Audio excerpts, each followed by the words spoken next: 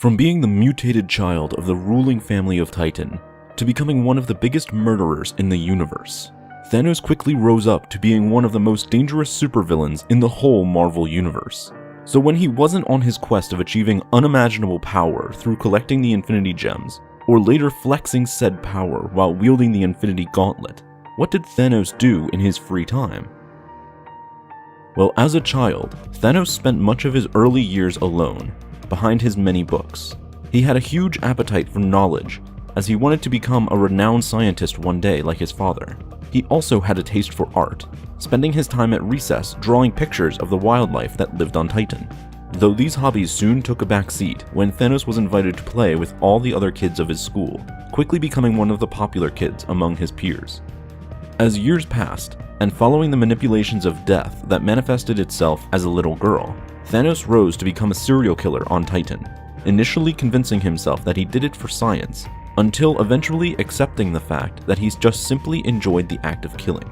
However, Thanos still attempted to fight his urges of taking away life, so when he reached his young adulthood, he fled into the chaotic regions of the Outer Rim, where he could escape from his past and the evil he committed on Titan. While planet hopping and earning money as a technician for a pirate crew, Thanos desperately tried to fall in love among the many women he encountered, as he desired to feel the magical emotion of love, something he hadn't genuinely felt since he was a child.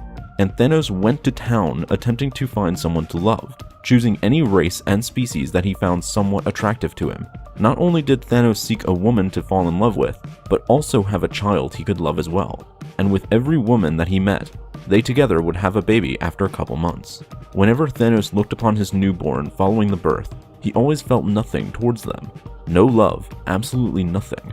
And because of this, he would always leave moments afterwards, never to return back, and continue his endless search of finding someone to love.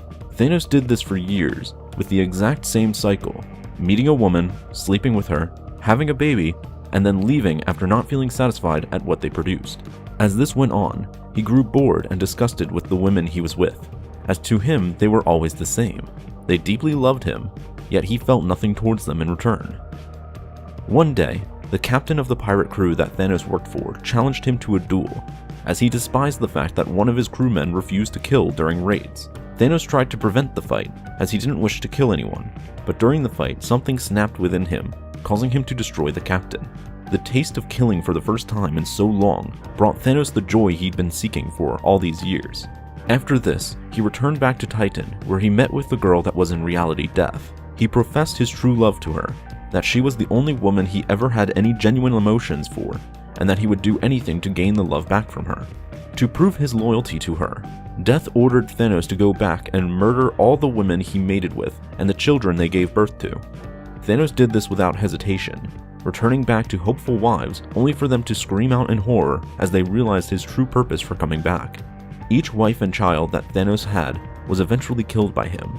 However, this didn't fully satisfy Death, but it was a good start in her mind. From then on, Thanos essentially devoted himself to gaining the full love of Death, doing anything to achieve this, even if it meant killing countless innocents and devastating entire worlds.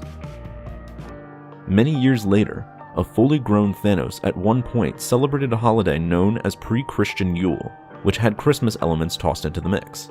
During the celebration, he gave his newly adopted daughter, Gamora, a baby doll as a present. Gamora then asked Thanos if they could go to the lagoon later that day, to which he replied with a perhaps, suggesting that going to the lagoon with young Gamora was another thing Thanos did with his free time while not scheming for power. And finally, a much older and perhaps wiser Thanos formed a hobby of farming, for at this point in his life, after all the chaos and death that he caused, he finally felt at peace. For despite being a man of such talent, farming really did give Thanos the peaceful life he ultimately desired in the end of it all. Thanks for watching this video. Be sure to subscribe for more videos like this one, and feel free to let us know what other topics you'd like for us to cover in the future, ranging from Marvel to DC Comics.